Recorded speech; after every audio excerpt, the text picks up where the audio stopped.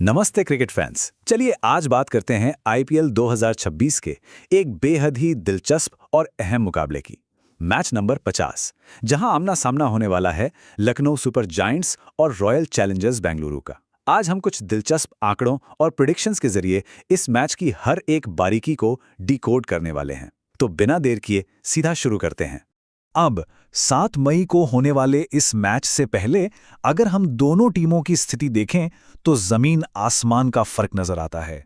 एक तरफ है आरसीबी जो 12 अंकों और 6 शानदार जीत के साथ पॉइंट्स टेबल में दूसरे नंबर पर राज कर रही है, और दूसरी तरफ एलएसजी 9 मैचों में सिर्फ 2 जीत, कुल 4 पॉइंट्स और टेबल में सबसे नीचे यानी 10वें नंबर पर।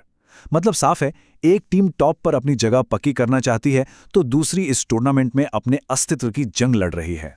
तो आइए बढ़ते हैं अपने पहले सेक्शन की तरफ, क्लैश ऑफ ऑपोजिट्स। कागजों पर ही नहीं, अगर हम इतिहास के पन्ने पलटें तो भी आरसीबी का पलड़ा बहुत भारी दिखता है। इन दोनों के बीच अब तक हुए 7 मैचों में से आरसीबी ने पूरे 5 मैच जीते हैं। लखनऊ के हाथ लगी हैं सिर्फ 2 जीत, और अगर हालिया फॉर्म की बात करें ना, तो पिछले 4 मुकाबलों में से 3 बार आरसीबी ने ही बाजी मारी है। ये रिकॉर्ड्स चीख चीख कर बता रहे हैं कि आरसीबी के पास इस मैच में एक बहुत बड़ी मानसिक बढ़त है। और लखनऊ की मुश्किलें यहीं खत्म नहीं होती। जरा इस नंबर पर गौर कीजिए, 0, जी हां 0। इस सीजन में इकाना स्टेडियम में यानी अपने ही घर में खेलते हुए एलएसजी ने एक भी मैच नहीं जीता है।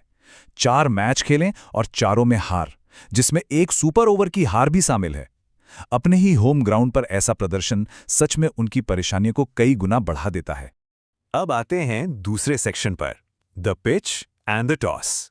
इन सारे खराब रिकॉर्ड्स को देखकर मन में एक सवाल जरूर आता है, क्या इस मैच का नतीजा सिर्फ एक सिक्के के उछलने पर टिका है?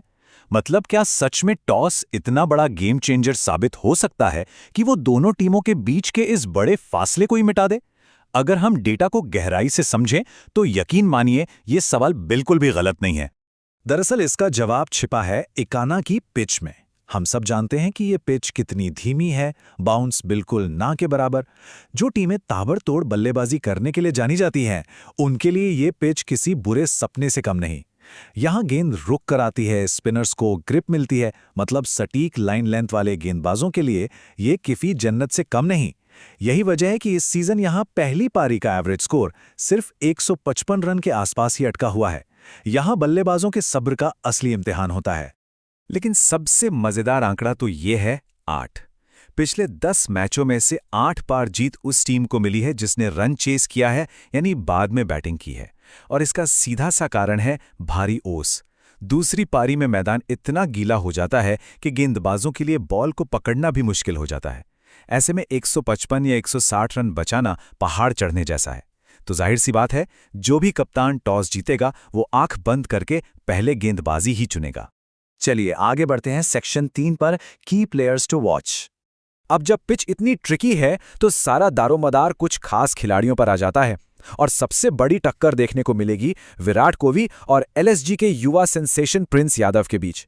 एक तरफ विराट हैं जो इस सीजन 165 के स्ट्राइक रेट से 379 रन ठोक चुके हैं। धीमी पिचों पर पारी को कैसे एंकर करना है ये उनसे बेहतर कोई नहीं जानता।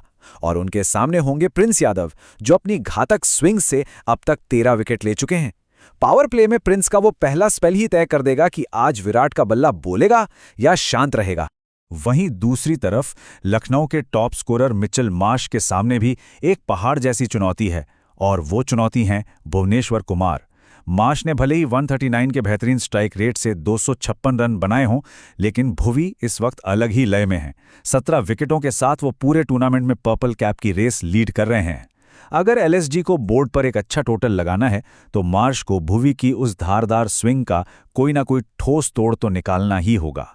अगर हम दोनों टीमों की प्रोबेबल प्लेइंग 11 पे नजर डालें तो आरसीबी की बैटिंग लाइनअप बहुत सॉलिड दिखती है। कोहली, बेथेल और पडिक्कल जैसे नामों के साथ उनके पास गहराई भी है और गजब का फॉर्म भी है। इसके उलट एलएसजी का टॉप ऑर्डर इस पूरे सीजन में काफी नाजुक रहा है। वो काफी हद तक मार्श, इंग्लिस और पंत पर निर्भर हैं। हाँ, एक बात जरूर है, एलएसजी का बॉलिंग अटैक जिसमें प्रिंस यादव, मोहम्मद शमी और मोहसिन खान हैं, वो इकाना की इस धीमी पिच का भरपूर फायदा उठाने का दम जरूर रखता है।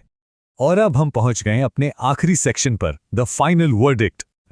अगर हम सारे डेटा, रीसेंट फॉर्म और कंडीशन को एक साथ रखें तो प्रेडिक्शन मॉडल्स की तस्वीर बिल्कुल साफ है।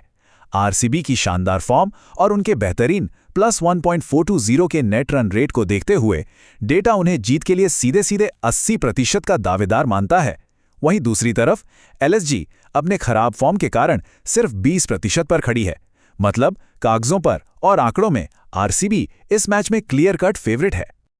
लेकिन यार, क्रिकेट तो अनिश्चितताओं का खेल है ना, तो जाते जाते एक बड़ा सवाल, क्या एलएसजी की करो या मरो वाली सिचुएशन और टॉस का लक इन सारे प्रिडिक्शन मॉडल्स को फेल कर सकता है?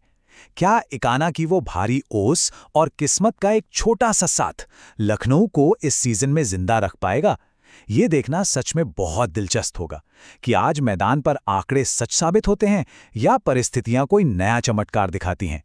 इस पूरे एनालिसिस में हमारे साथ बने रहने के लिए बहुत बहुत शुक्रिया।